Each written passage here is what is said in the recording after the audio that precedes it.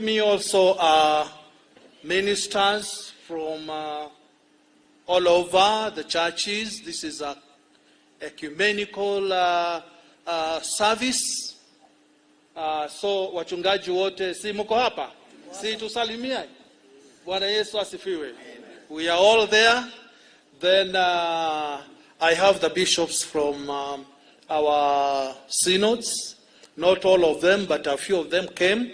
So kindly let me I request our bishops to stand and at least you tell us where you come from. No preaching, because I know you are preachers, but this time just to say where you come from. Tafadhali. Yeah?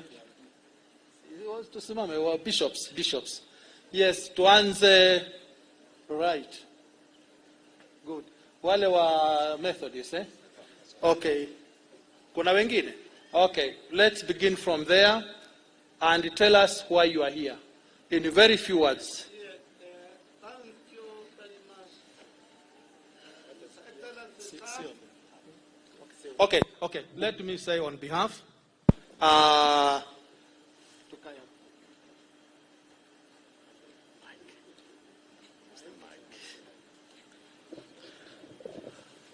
Bishop Ikiao, he is the bishop.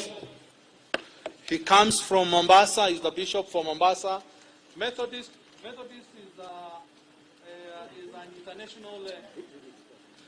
is an international church. We have people from all over. So Bishop Ikiao comes from Meru, but he's the bishop for Mombasa. Thank you so much. He's here because the family who are members to his synod. Thank you so much. Then we have Bishop Alice from Nyambene, where she told me that where Honorable Kadhambi alizaliwa huko, eh? No, lakini sasa amezaliwa huko, si ndio? Thank you so much. Then we have Bishop Kosgei.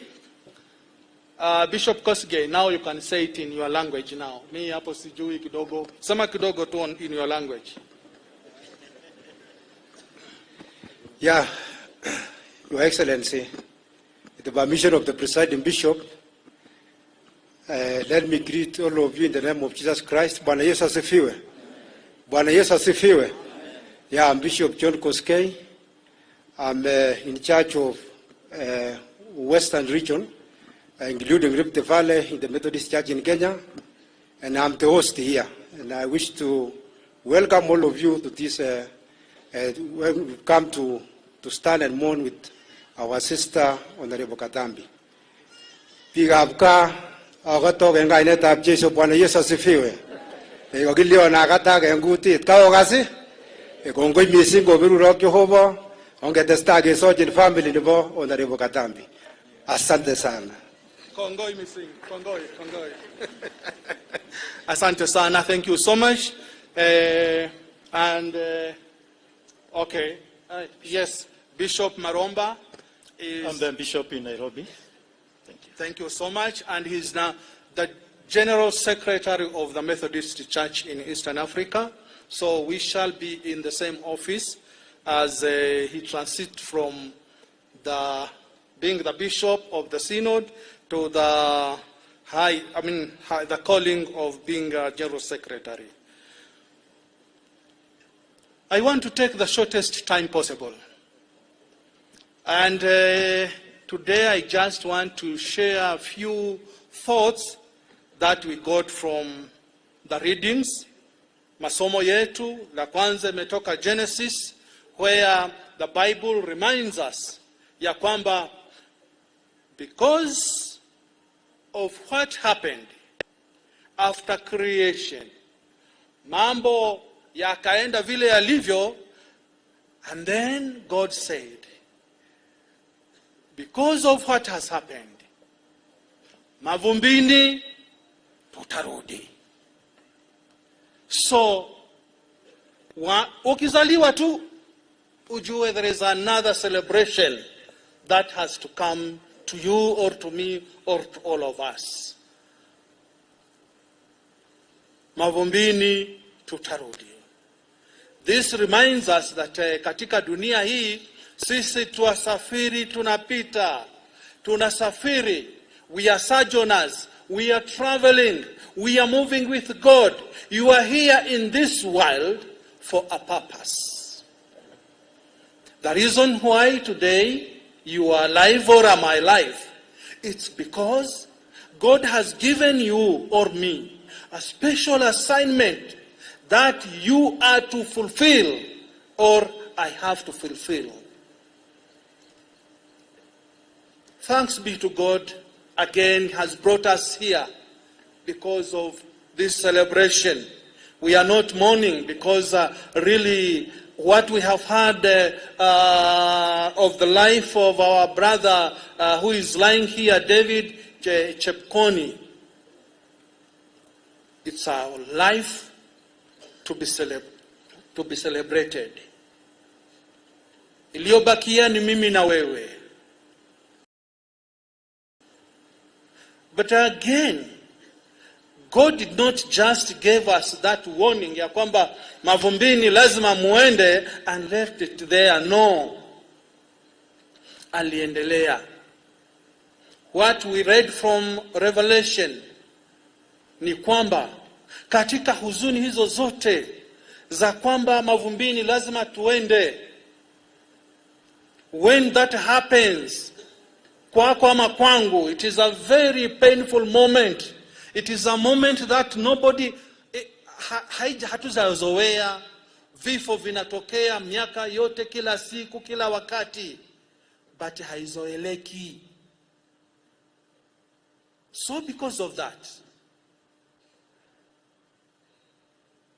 Mungu akasema, the Bible is telling us, is encouraging us, is encouraging you and me, though we are here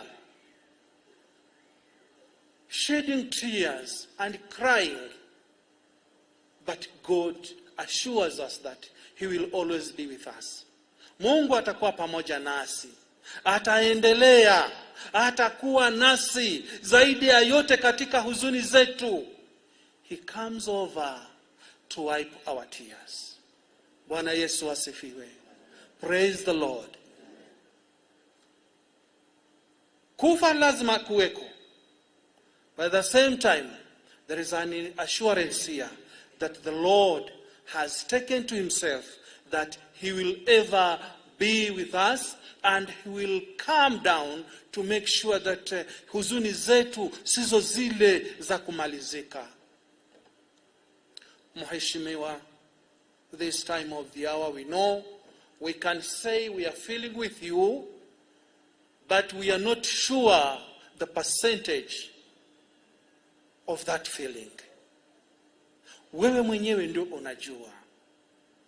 It is something we know that it is a very difficult moment you are right now.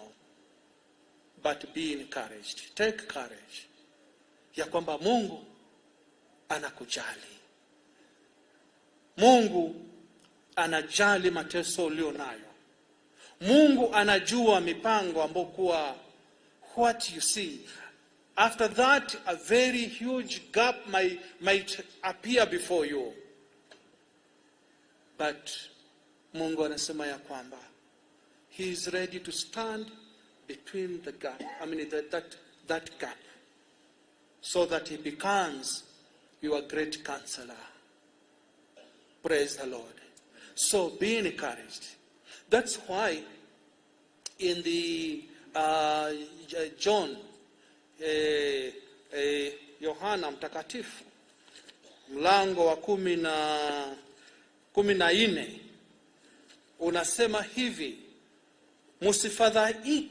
msifadhaike mioyoni mwenu, muaminini Mungu, niaminini na mimi. That is the message that is coming to me and to you. Jesus comforting His disciples, and today here you are seated because you are God's disciples. musifadhaike moyoni mwenu. Do not let your hearts be troubled. You believe in God, believe also in me. My Father's house has many rooms. If that were not so, would I have told you that? Bwana Yesu asifiwe. So, katika huzuni zetu, tujue ya kwamba Mungu anatujali.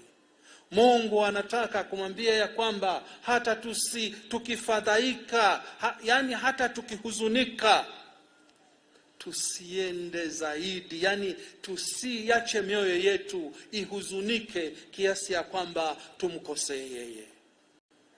Seated all here, this is a very big multitude, it's a big number. We have all come so that we can console with this family. Our prayers today is to pray to God to continue to be with you, to be your God, to be your provider, to fill the gap that is left. As I come to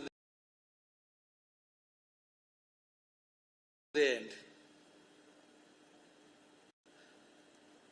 I want to remind you that in the world today we live, munajua hali tulizo nazo,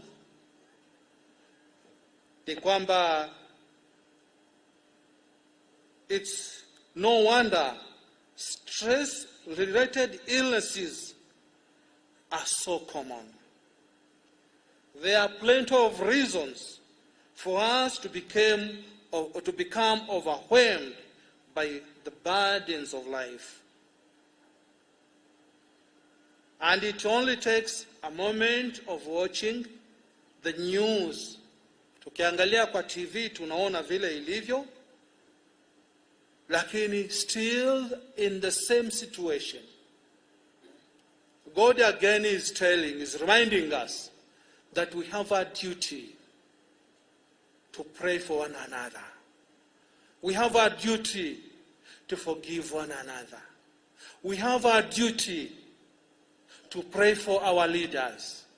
We have a duty to pray for our president. We pray for our cabinet ministers. We pray for our MPs. We pray for all other officers. Everybody included. And more so, praying for our country. This is the country we have. We don't have another country that we can go and claim ya kwamba hiyo ni country, ni inchi yetu. Inchi yetu ni Kenya. So my appeal to all of us, let us borrow the words coming from the Bible, that in all situations, let us not allow our hearts to be troubled to the extent that we cannot manage our own lives. Ya hapa duniani tunakumbusha kwamba tunapita tu.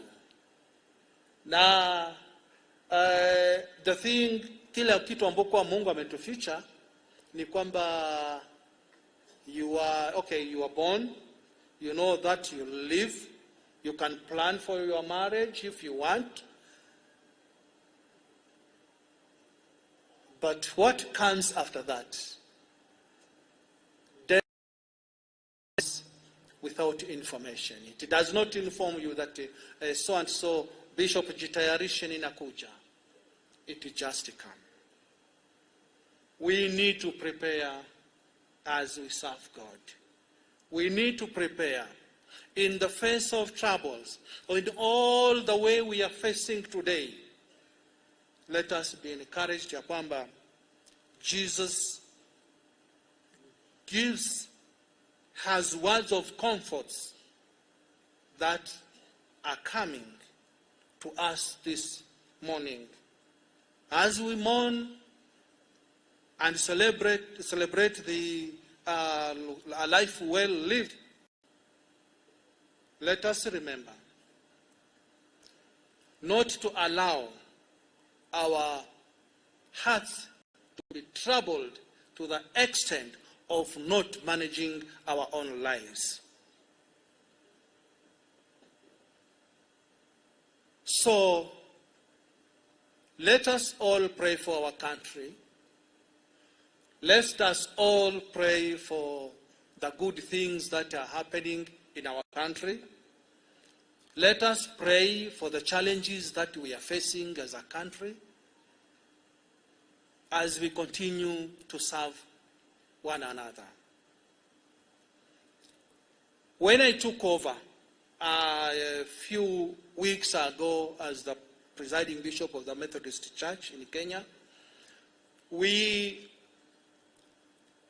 had the reading from Isaiah 1:18 to 20 as our lead theme for this year until the year ends. Come, let us reason together. Time has come as Kenyans also to come and reason together.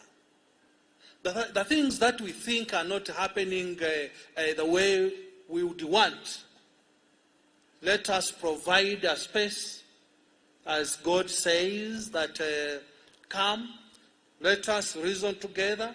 Hata yenu yakiwa mabaya namna gani, mimi niko tayari kuyafanya meupe kama theluji. So as Kenyans, let us also have the heart of coming, reasoning together, and forgiving one another. There are a number of things that we want, we can sometimes we wonder. Because I sometimes ask God,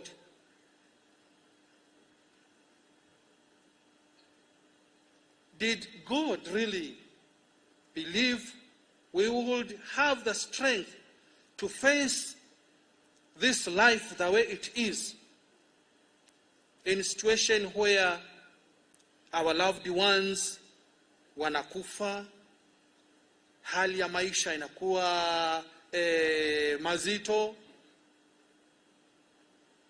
Lakini what encourages me is that God never expected, He never expected us to carry everything by ourselves. Because as Christians, or as Muslims, or as a people, that does not really exempt us from facing the challenges of life.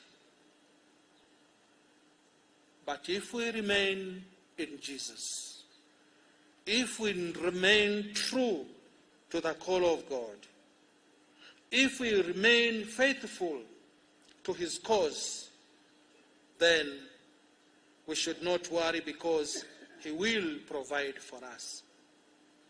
It is interesting how Jesus phrased the command not to let your hearts be troubled. And yet, as people, we are in a time that you go north, south, kila unageuka, unakuta ya kwamba there is that fearfulness and also anxiety coming throughout. But in the same situation, the Word of God is encouraging us that we should remain faithful and not to have our hearts troubled.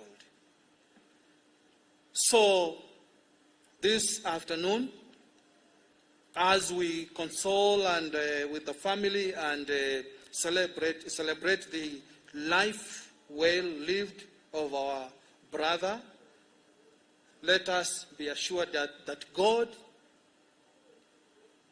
is ready to come to you, to come for me, and also to save us from the situation we are.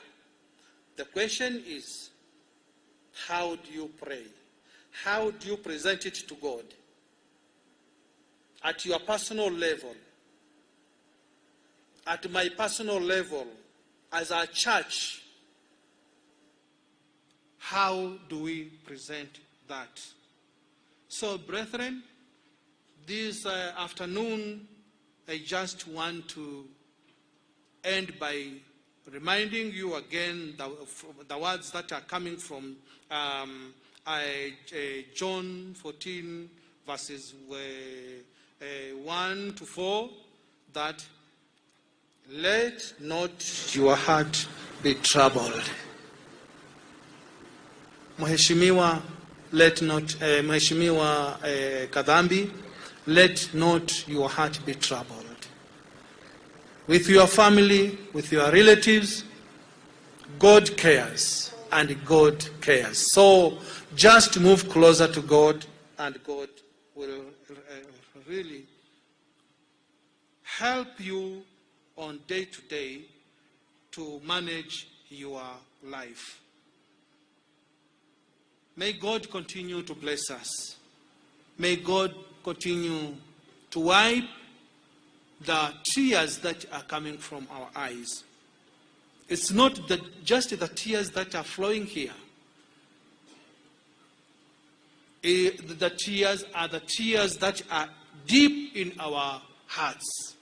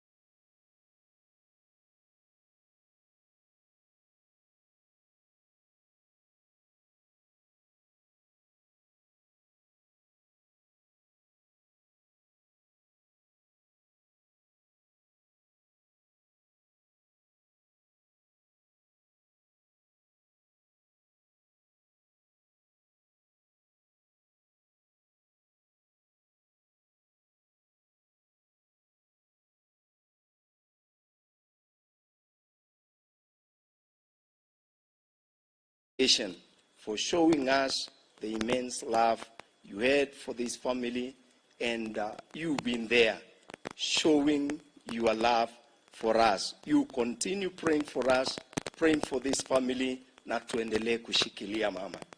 Now, I want to just say one quick word. Honorable Gathambi, the family shall be behind you. Na tutakusupport. Watu wa Njoro wanakupenda. Na sisi tumekutoa. In fact, I understand the people from Meru said Chepkwony'S was their son. Ukiwa hapa, wewe ni mama wetu. Na watu wa Njoro wanajivunia kwa sababu yako. So the whole family will be behind you. Tutakushikilia, and that is an assurance. When I stand here as a preacher, you say we mean yes, and it is yes. When it is no, it is no. So I'm saying we shall give you all the support that you need.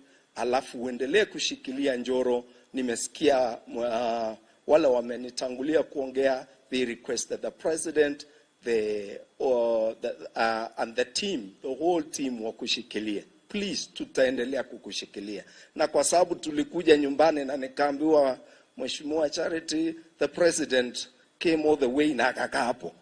Na nikasema, Rais, let me thank you and God bless you. Na Mheshimiwa Deputy President, you came.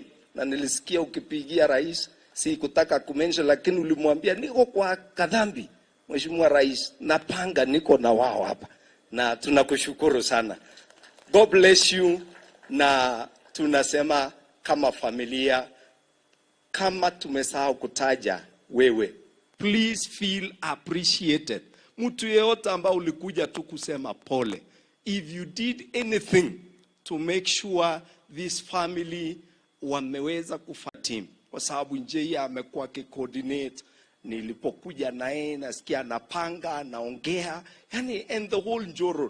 Her Excellency to come and say a few things and recognize, you can be coming as I speak, recognize the leadership that is here on behalf of Nakuru County, but also to recognize the leaders that are here. Let's give a warm clap to Cherop and Chepto as they come to sing a song in honor of their father. Welcome.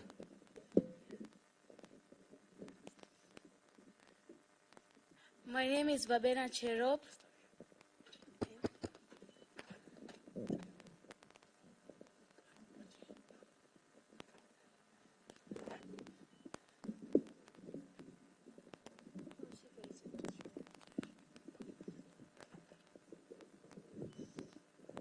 My name is Valentina Chepto. Babena Cherop. A song entitled I'll Never Forget You. So sit, relax, and enjoy. 1, 2. I'll never forget you, I'll never pretend to. Tumepita kwenye jua, tumepita kwenye mvua. You've always been so true, since you came through. Ni heri ungejua, mwingine sitajua. Sa vile ni kuwazanga sana, picha zinakuangaza maana. Yule napangana ni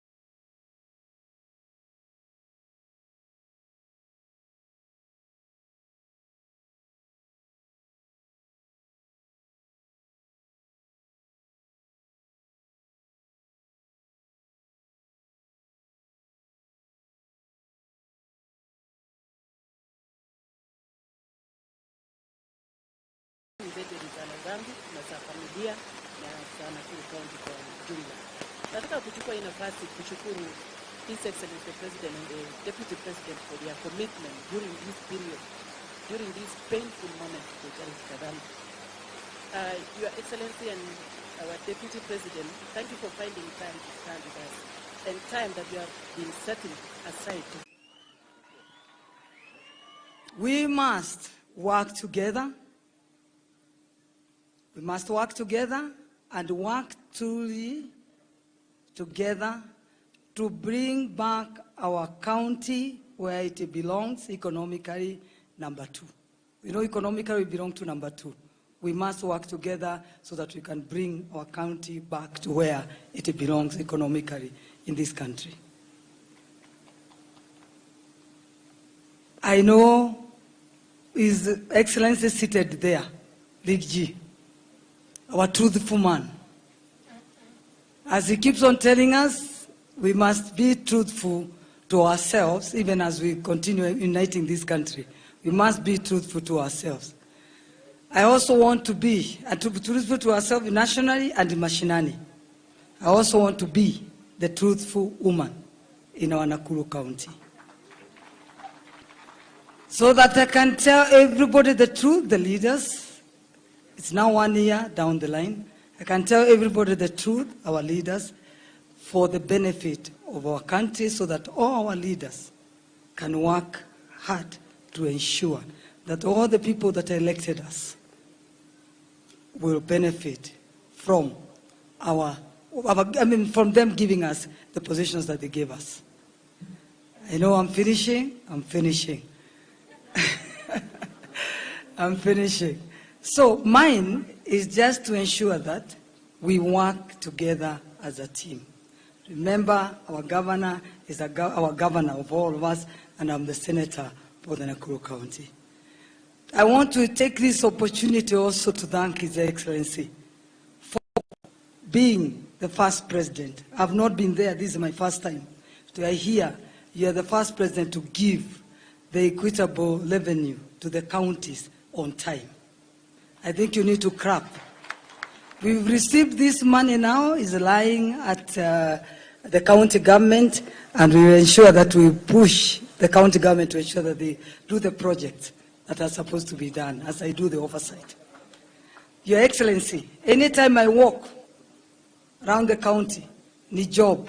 You're in the church, you leave the church. You live like with 10 CVs. We need to revive our industries. Naivasha, 2 industries, late 80s, they were employing over 10,000 people. The Panaford and EHG.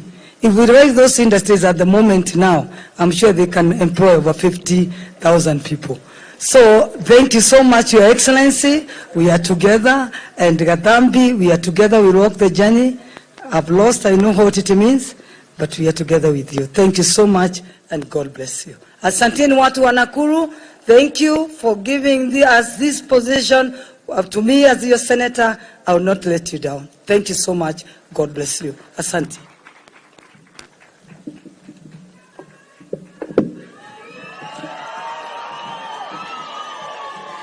Asante.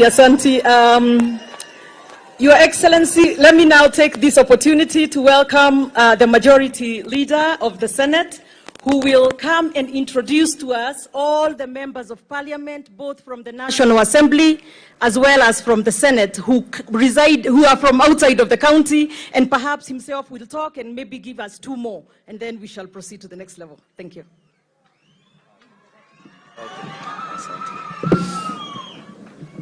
Thank you, Governor Susan. Your Excellency, the President, Deputy President, Prime Cabinet Secretary, and to the family of our dear sister, Charity, together with your lovely children. Pamoja na jamii ya Njoro, wakaaji wote, viongozi ambao wamekuja siku ya leo, ninaomba nichukue fursa hii nifanye mambo mawili ambayo yote ni magumu sana. Ya kwanza ni kuwatambulisha viongozi ambao wako hapa, ambao wamekuja kushikana pamoja na viongozi wote pamoja na wananchi wa Njoro na Nakuru kwa jumla, kutoa faraja kwa familia yako, Mheshimiwa Charity, dada yetu. Nataka nitoe rambirambi kwa niaba ya uongozi wote wa bunge. Kiongozi wako Kimani Ichung'wah amenituma na rambirambi zake. Tungekuwa hapa pamoja naye, lakini kama vile unafahamu, tuna changamoto kidogo pale bungeni pamoja na ile kazi ambayo inaendelea kule.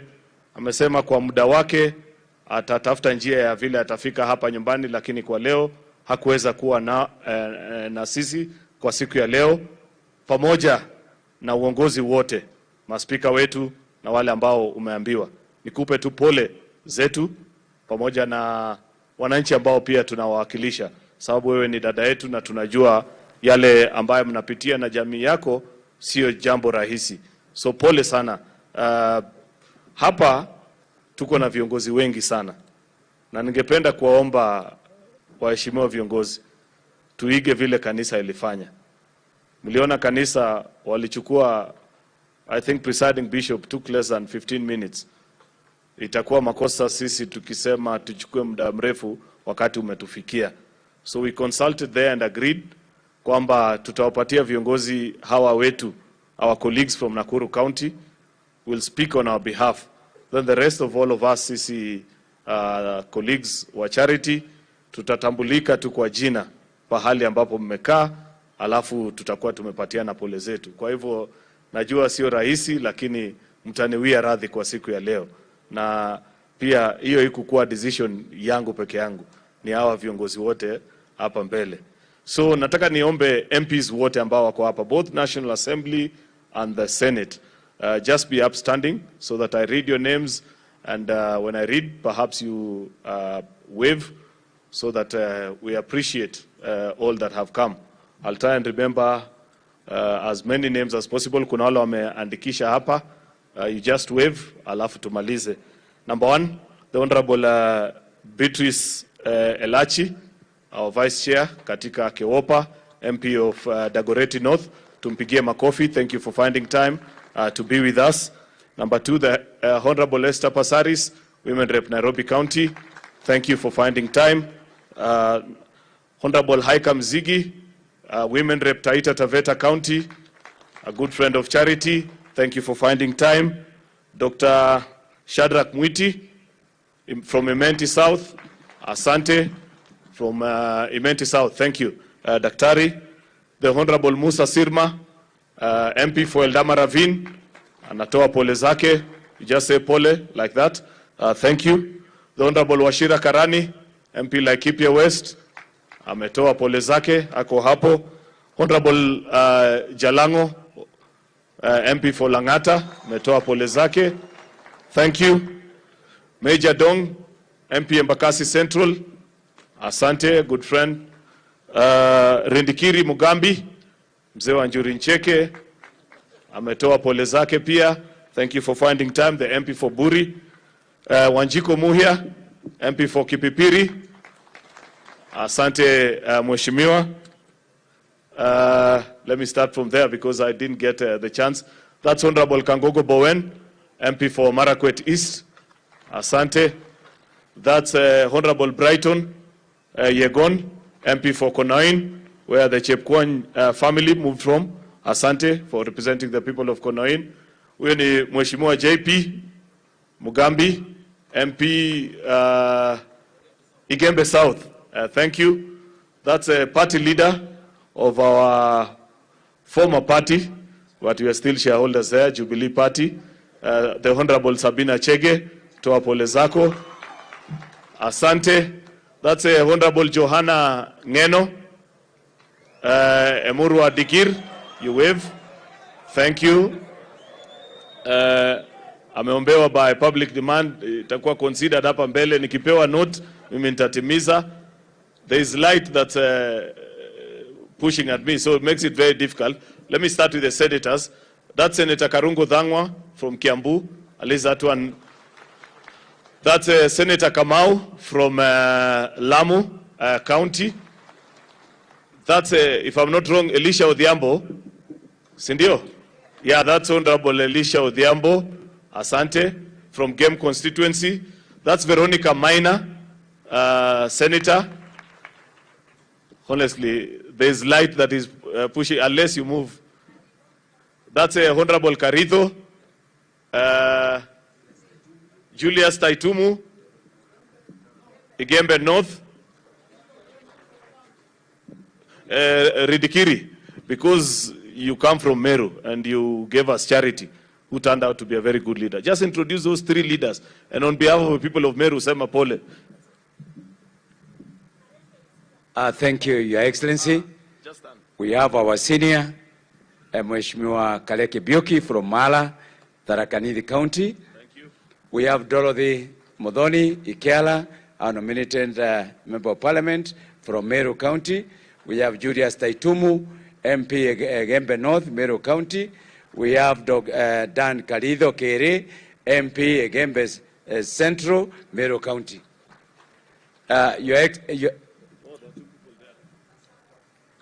There is Gachagua from Dalagwa and Tongi, former from Kisii. Your Excellency, I've been asked on behalf of members of Parliament from Meru. My name, as you have been told, is Rindikiri Mugambi, Member of Parliament of Boli constituency and the chair of Meru Parliamentary Group. We came to join our sister Kadhambi, who is part of us from the other side, and we must say pole sana. We have been with us since this happened, and we are really consoling with the family. On behalf of all the members of Parliament from Meru, we can give you a guarantee, Mom, we will always be with you, besides you, as your brother and as your sisters. So we will not be away from you. You are part of us. Your Excellency, now David is gone. I'll ask the people from here. We have so many other beautiful girls in Meru. They can still come and pick another one so that they can continue and working like Kadhambi has been doing. Thank you very much, Your Excellency. Thank you. Wewe Mheshimiwa Ngeno uliombewa 1 minute. I've just nimekupatia 30 seconds quickly because Susan told ulisema wawili na nimekeep to 2. Haya.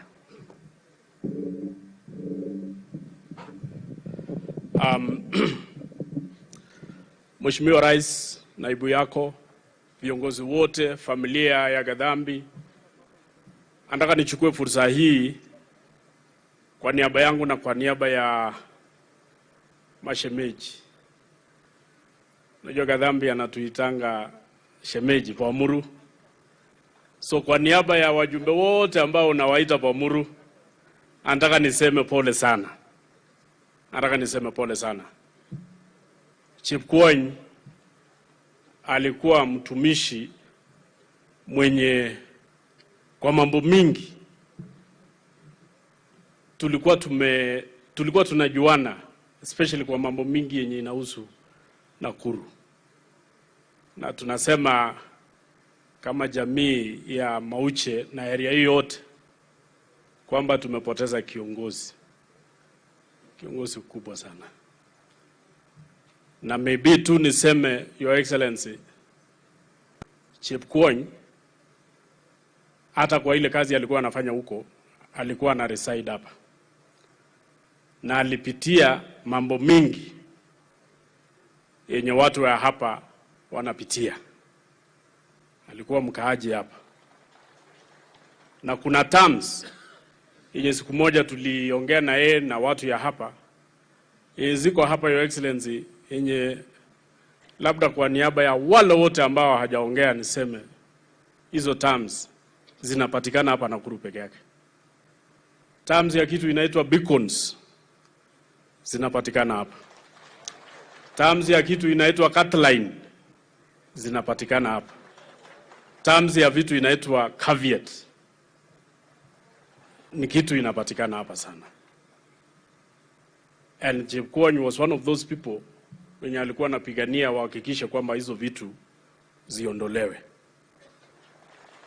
Your Excellency, hawa watu ya area hii walihangaishwa sana na ile serikali ya wakina Natembea hapa was a household name. Alafu mtu mwingine alikuwa anaitwa Keriako Tobiko. Hawa watu walihangaisha hawa watu sana. Na walikuwa naombea wewe utoe hawa. Na Mungu amekubariki, umewatoa. Hawa watu wasiendelee kuhangaika. Wasiendelee kuhangaika. Na sawa mnakataporurioni babichu.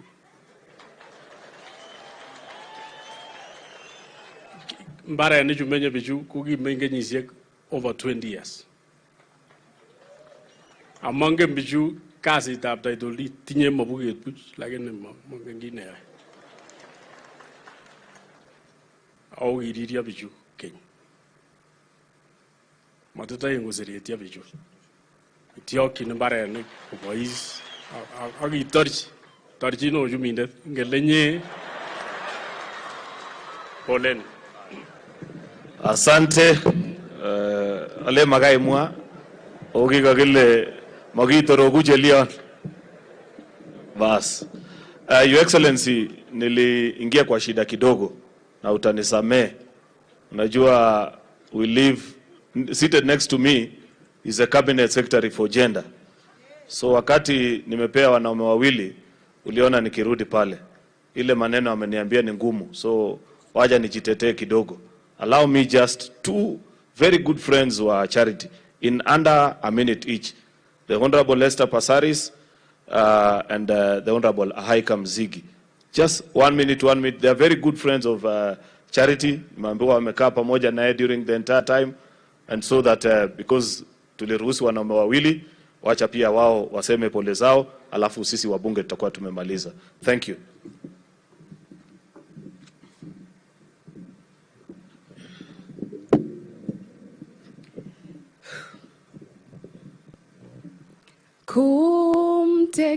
Kumtegemea Mwokozi kwangu tamu kabisa,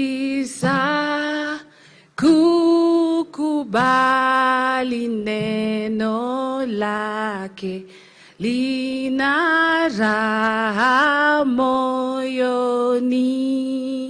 Yesu na mwamini, nimemwona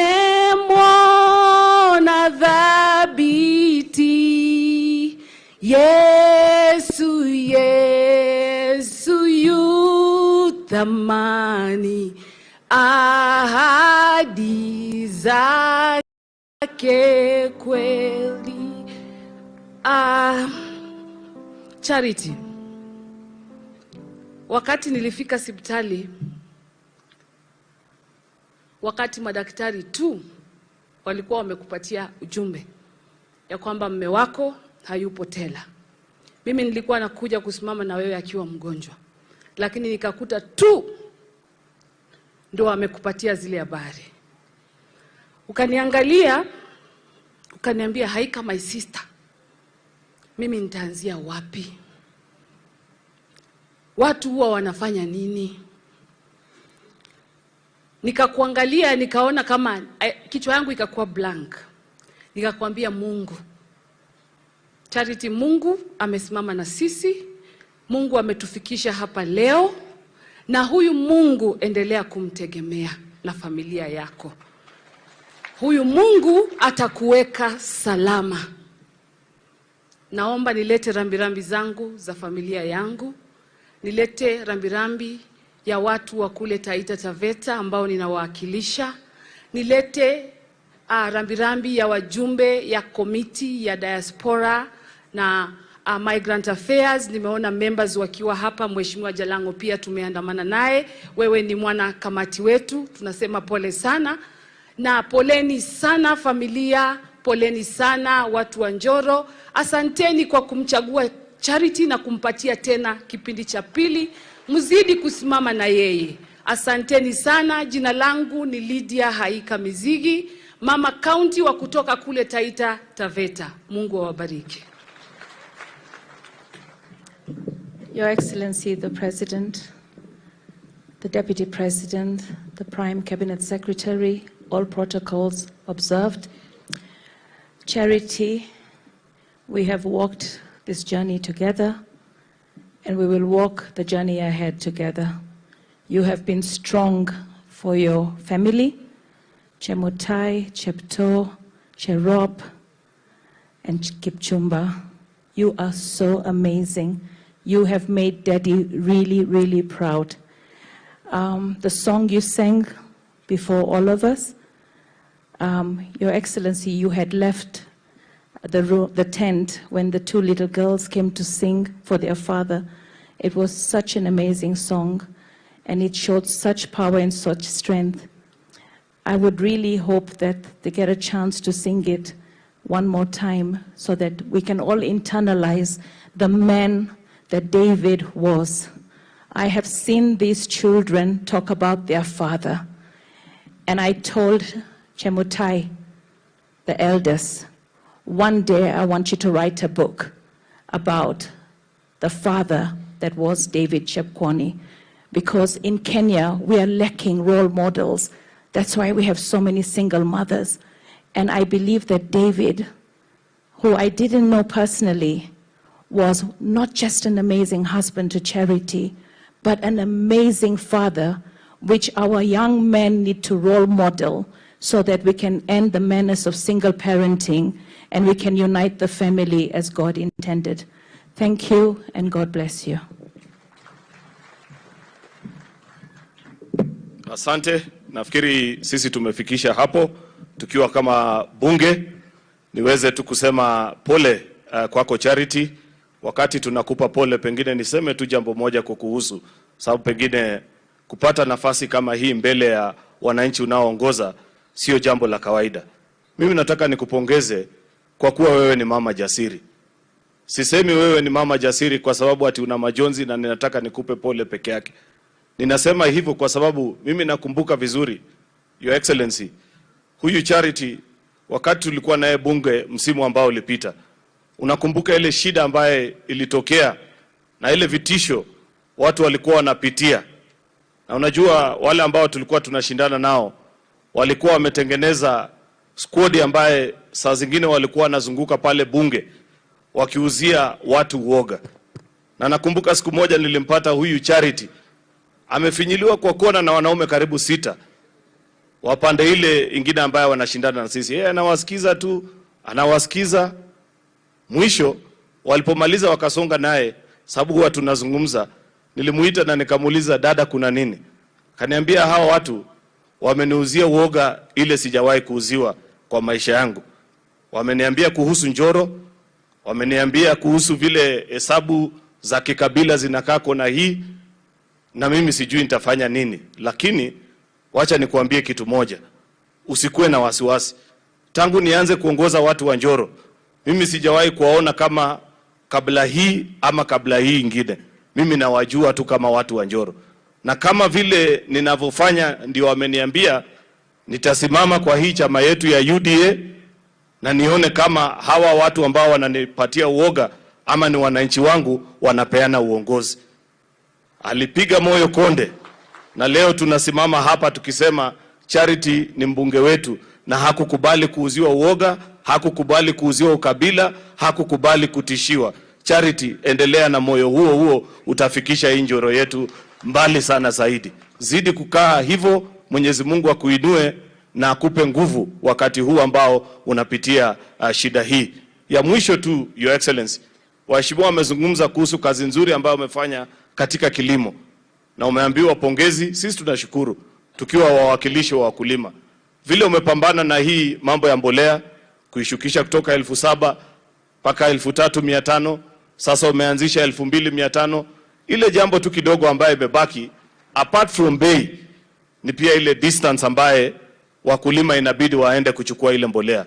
Kama katika mpango yako, Your Excellency, na mimi najua wewe ni mtu unajua kupanga, unaweza ipanga baka our hustlers wetu aende kwa center na achukue mbolea yake, atembee hata na mguu na afikishe shambani. Wewe utakuwa umebarikiwa zaidi ya vile umebarikiwa kwa sasa. Hiyo tu ndio ombi ambaye tunakupa kama wawakilishi wa wakulima, sababu chakula yetu imeiva na sisi sasa tuko tayari kuifanyia bei mzuri, na najua hiyo utatupangia ili mambo yote iweze kuwa sawa. Asanteni na Mwenyezi Mungu awabariki. God bless you. Thank you. Back to you, Governor Susan. Kongoi mising ngoberu rock chobo ako gaena ke. Kako gas laitoria ta bebet ngalek chekikakimwa yukinye akobo kartasit nambo mingote. Matukuye kityo kartasit nemi mabuket ako kakukuyo. Mamangu ale tekemwoe mising kosir yoton. Komalo konyone yu konyo komwoe ngalek chekaron kole Kagoe kartasit nebo mogornotet kou biik alak chemeng'e kornotwek alak. Ngoberurok Jehova. Asanti, our majority leader. Na sasa kwa haraka sana niko pia na colleagues wenye tuko na wao hapa, Your Excellency. But before I call my two colleagues, I just want to go out of order kidogo tu for 1 minute each. Watu wawili tu. Kulikuwa na Honorable Brighton mwenye aliitwa na hakuwa amefika ama hakuwa karibu. Akaribie dakika moja amalizie yenye alikuwa ameitiwa upande wa familia, I'm told.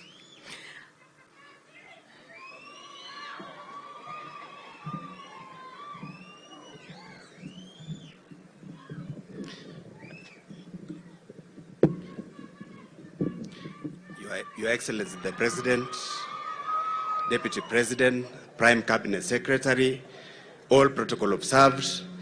Leo hii tumekuja kuomboleza send off ya ndugu yetu Chepkwony. Chepkwony alitoka huku kwetu huku eneo la Konoin, pahali inaitwa Kubor. Na wakati tulipita nomination ile ya 2017 alikuwa wa kwanza kunipigia. I remember tulikuwa retreat huko Rift Valley, Lake Bogoria. Akanipigia akaniambia ungana na Charity, panga na yeye sasa mkondo wa pili ya safari mpaka washinde general election. Charity, you had a husband. Your husband alikuwa a man. That is why ukiwa kwa bunge every time unaimba Mojo Clan. Every time Charity tunapatana naye bunge, anapata MP wa Kuresoi South, anaimba Mojo Clan. You had a man and a half. Na nashukuru sana. Hao watoto wako tutaendelea pamoja na tuhakikisha kuwa tutasaidiana pamoja kwenda mbele. Watu wote wa Konoin wameleta pole zao na wanasema Mungu alaze Chepkwony pahali pema peponi. Poleni sana na Mungu awabariki. Thank you. Asante, Honorable Brighton. Now I want to recognize a special person who is, I worked with him about 10 years ago. He was the governor then of Nakuru County from 2013 to 2017. Mheshimiwa former governor Kenneth Mbogwa, salimia wananchi tafadhali. Tafadhali, come. 1 minute.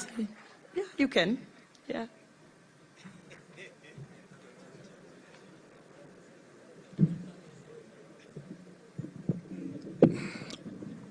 Your Excellency, our beloved President of the Republic of Kenya, our beloved Deputy President, the Principal Cabinet Secretary, all the leaders here present, mine is just to say pole to my very special friend, Mheshimiwa Kadabi.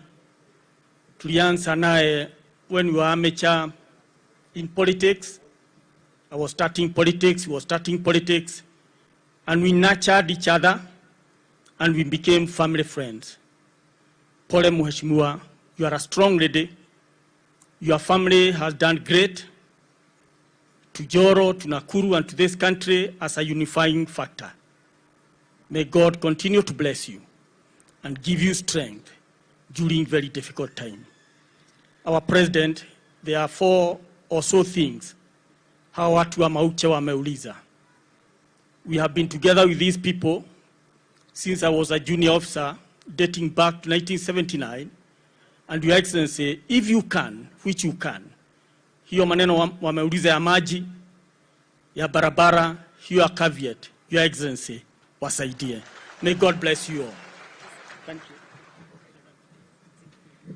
Asante sana Governor Kinodia. Sasa wacha nimuite rafiki yangu Governor kutoka Busia, Governor Paul Otuomo. Karibu.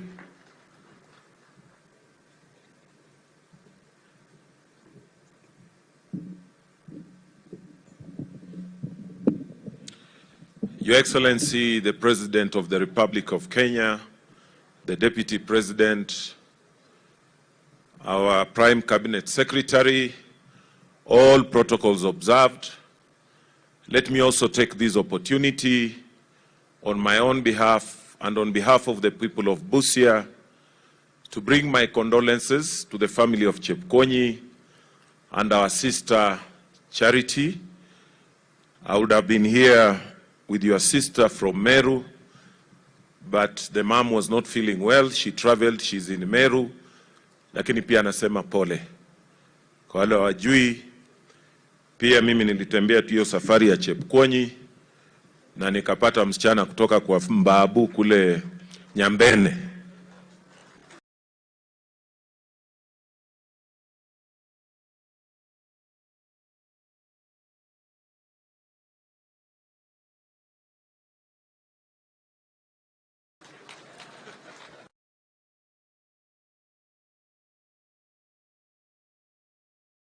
And I remember the last time I was with you in a function ambayo ilikuwa pale nyumbani, na nikaona ukihubiri, lakini ulitoa maombi sana ya President William Samoei Ruto, mpaka mimi nikakaa nimezubaa kidogo. Unajua wakati hiyo pia mimi nilikuwa naomba huko kwa Azimio. Lakini kaona Bishop Alice ametoa maombi kabisa, mpaka nikasema sasa hata hapa mimi nitasema kitu. Lakini ilikuwa mambo ya family. Nice to see you, Bishop, here again. But I want to assure the President that you really prayed for him during that time. Lakini pia mimi ukaniombea. Ukasema yangu tu, haukuongeza hiyo ingine.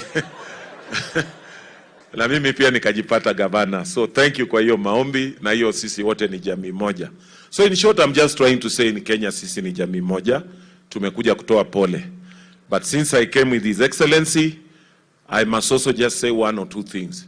Your Excellency, I want to thank you on this economic transformative agenda ambayo uko nayo. Na tuliketi pamoja na tukasema kama kule Busia, unajua si ndio tulikuwa chini kabisa.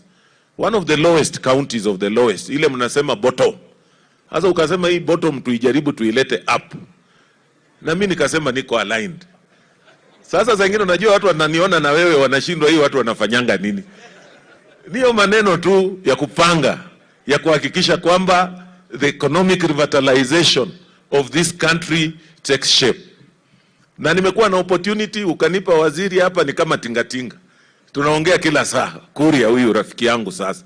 Sisi mambo yetu ni uchumi tu, ndio tunapanga. That Busia itoke kule bottom ikue up. Na unajua pia mimi nilikuwa na ile tunaita Ward Economic Revitalization Program ya ward. Inatoka kwa ward ikipanda hivyo kwa county ikipanda. Si unaona inaingiana? Alafu pia Your Excellency, juzi nafikiri uliweza kutupatia ruhusa wengine. Nimeona Mheshimiwa Martha somewhere here. You remember tulikuwa na wewe kule New York tukiwakilisha Kenya kwa mambo ya Sustainable Development Goals. Na nilikuwa na brief rais hiyo safari vile ilikuwa. Nikasema hiyo Sustainable Development Goals na hiyo bottom up na hiyo economic revitalization zinaingiana tu. So we were with her there representing the country. And it also dawned on us that tuko tuna miaka 7 ambayo imebaki kwa hiyo maneno ya hiyo ya Sustainable Development Goals. Because we are supposed to realize it by 2030. Nikaona Kenya pia tuko na Vision 2030. Na huko UN Sustainable Development Goals Vision 2030. Nikaona pia hii bottoms up transformative agenda pia iko tu hapo karibu 2032. Mnanishika vizuri? So hii maneno si tukaona inaingiana. So mimi nimeshikilia hapo. Na vile rais usema, si mimi mnajua nilichaguliwa kwa Azimio. Lakini you see after elections, we have got a responsibility to this country. We must love this country more than we love ourselves. There's no way we are going to transform this country if we are not supporting and doing the right things for Kenya. Sahi as we speak, bei ya gorogoro Busia imefika 70 bob. 70 shillings. Kwa sababu gani? Mbolea tulipewa, mbegu tulipewa, watu walilima. Sahi gorogoro si nimekuambia Your Excellency, watu wamejaa huko ni 70 bob. Hapa nyinyi mmengoja kuvuna. Si tumeshavuna. Tuna prepare the second season. If we all do that, Mheshimiwa Charity, Martha. So nakumbuka tukiambiwa Kenya can be the Singapore of Africa. The other day nikakuwa na American ambassador pia akasema the same. Akasema if you people do what the government is planning and you actualize it, and the counties play their role, and the national government plays their role, Kenya is going even to beat these deadlines before 2030. Tutakuwa tumefika hapo kwa hizo development agenda ambayo tuko nayo, and we'll create jobs. So I want to thank you that Busia was the first county ambayo umetuma waziri yako last week, tukafanya ile ground breaking ceremony ya ile ya county industrial parks, na kazi inaendelea, na sisi tayari tunapanda. So hivi karibuni tena tutakuita tu kuendelesha hapo pahali tumewachia, waziri aliwachia, and we want to thank you for giving Busia that opportunity to showcase it for the rest of the country. Otherwise tungeongea mengi, lakini mimi nataka kusema tu asanteni sana. Mungu awabariki, and my sister, may the good Lord give you grace. We were with you in that function about blue economy, mainstreaming women in the blue economy, na tutaendelea tu tena kufanya hiyo kazi kwa sababu mimi ndio vice chairman kwa ile Council of Governors on blue economy matters, and we worked very well with you when we met the donors and all these other communities that we are working together. Thank you, and asante sana Rais kwa kunikubalia kuweza kufika hapa. Shukran, Mungu awabariki. Asante sana Governor kutoka Busia, na asante kwa kushikilia serikali ya William Ruto. Now may I call my sister Governor wa Embu na chair wetu wa UDA. Karibu Governor, Sister Cicely. Thank you very much, Governor Susan. Your Excellency, the President of the Republic of Kenya, Dr. William Ruto, Your Excellency, the Deputy President, Prime Cabinet Secretary, my sister Kadhambi with your lovely family, the entire family, colleagues and waombolezaji wenzangu, hamjambo. Nisalimieni kwa hewa, Bwana asifiwe. God is good and all the time. Your Excellency, I'm here to support a very dear sister of mine, Kadhambi. Vile mmesikia Kadhambi ametoka Meru na mimi nimetoka Embu. And so when tulikutana mbunge the first time, alinikuta hapo, I was very happy to stand with her and support her, na tukakuwa good sisters from Mount Kenya East. Na sana sana tukiwa pamoja, I liked speaking to her in Kemeru. And so I call her Keare, meaning girl. And we are very good friends. So I've come to say pole to you, my sister, for losing a loved one, your husband. Na nikwambie Mungu akupatie nguvu. You have what it takes to keep going, because I know you're a very, very strong lady. Na nichukue nafasi hii kuwashukuru watu wa Njoro constituency. Thank you very much, watu wa Njoro, for embracing my sister from Meru and making her your member of parliament, not once, but twice. May God bless you so much. It is not easy to become elected as a woman, fighting with men in a constituency where you're married.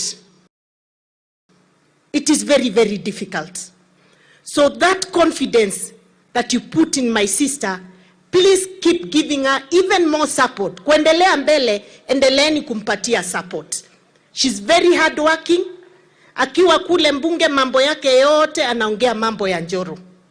And a staunch supporter of President William Ruto. So please hold her, endeleeni kumsupport, na sisi pia tutampatia nguvu ndio aweze kuwafanyia kazi. Your Excellency, let me say this.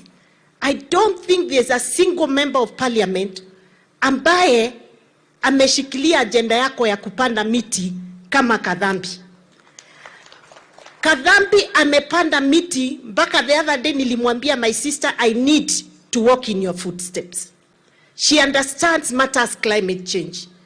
So please continue supporting her, and Your Excellency, whatever she needs for her people, as the chair of UDA party, please grant her whatever she wants for her people.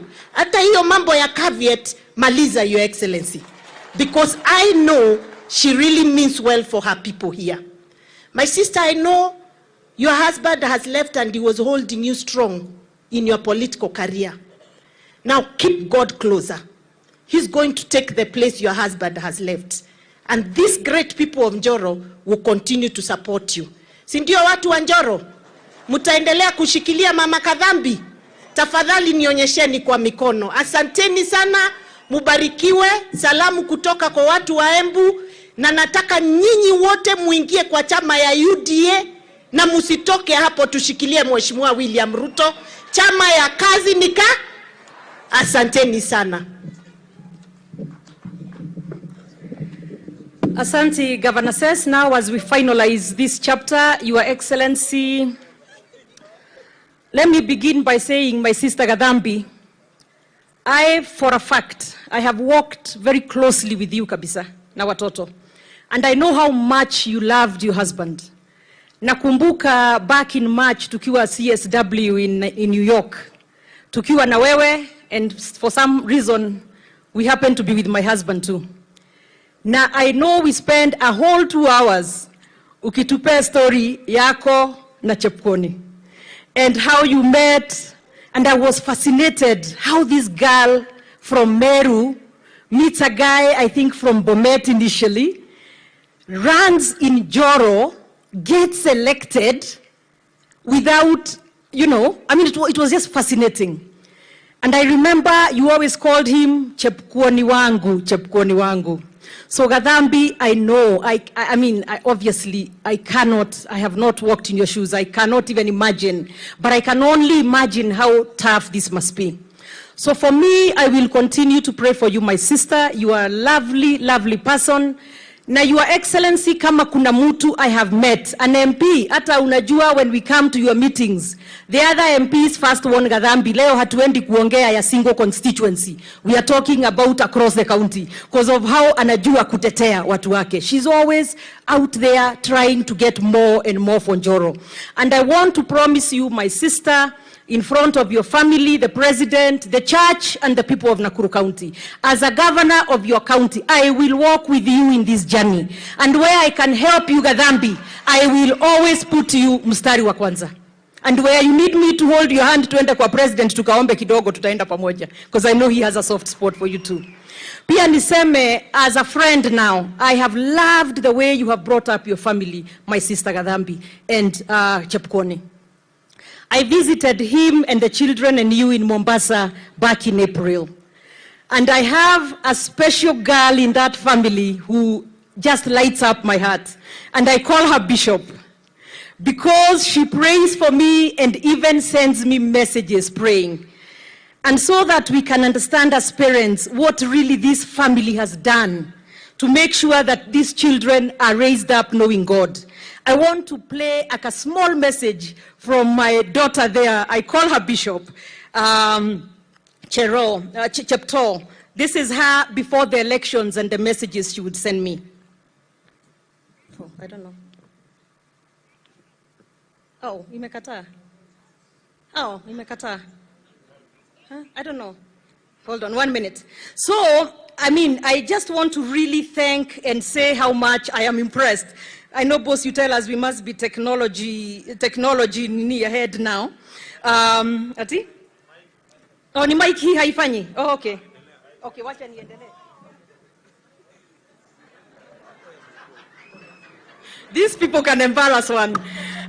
So I really feel so touched when I see that child, even the day, first of all, before Mr. Chepkwony passed, I had seen him with Charity at the hospital about 3 days before, and he seemed to be doing well, and somehow I thought he would make it. And before the day he passed, I happened to talk to her, and we were on the phone together when the doctor called to say for her to run back to the hospital. But when I went to see her and I met the two great ladies here, Pasaris and Haika, at the house, I remember the kids coming and we had to break the news to them, Your Excellency, that the father had just departed. And it was a terribly tough time.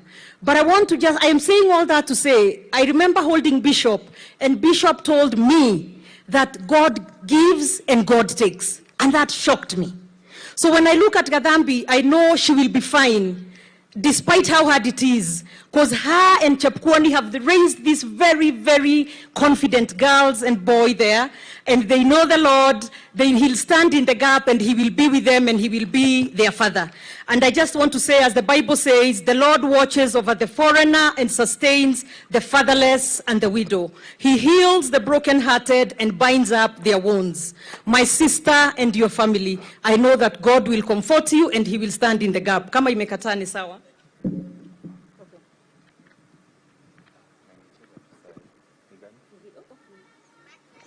Chepto.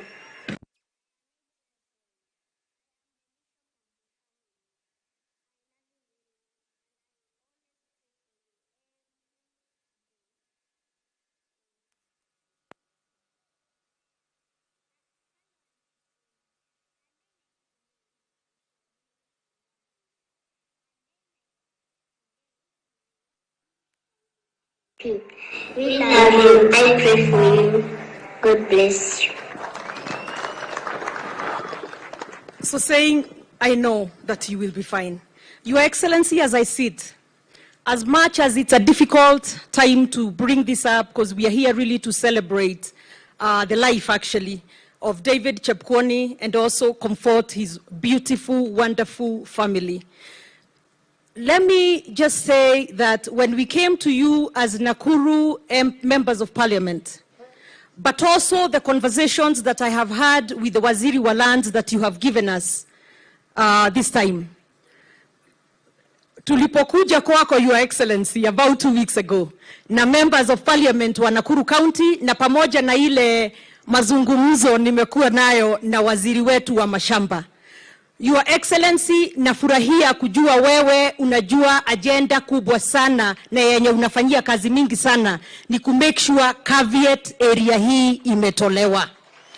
Na sitaendeleza hiyo sana kwa sababu najua ukisimama utatuambia, lakini nataka watu wa Njoro, wa Kuresoi wajue kabisa iko katika mipango yako na umeiendeleza sana mpaka utasema kwenye umeifikisha.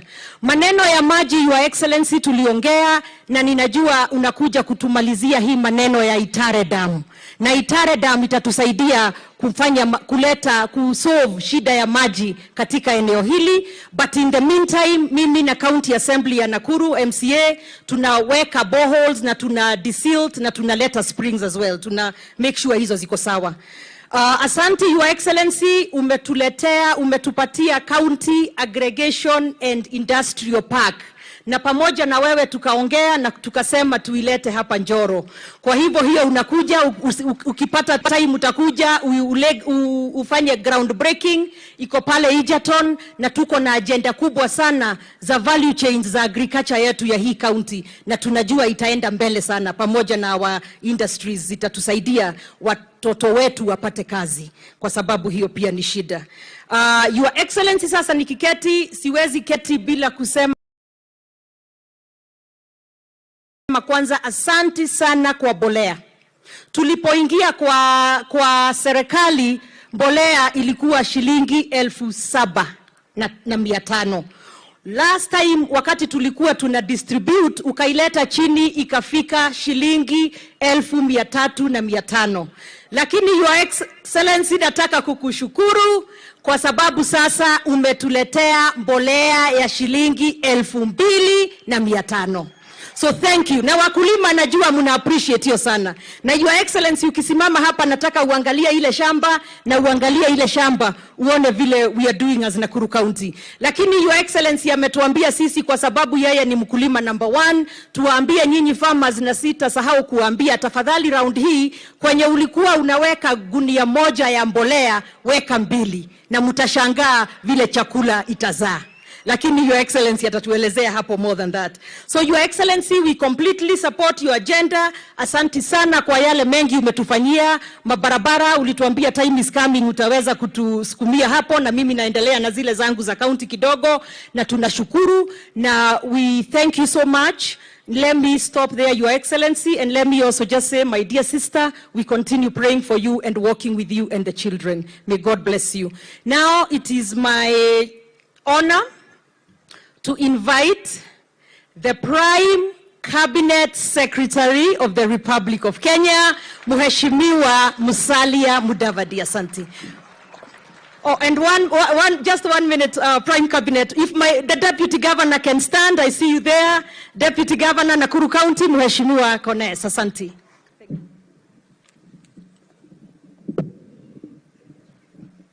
Asante sana, Madam Governor.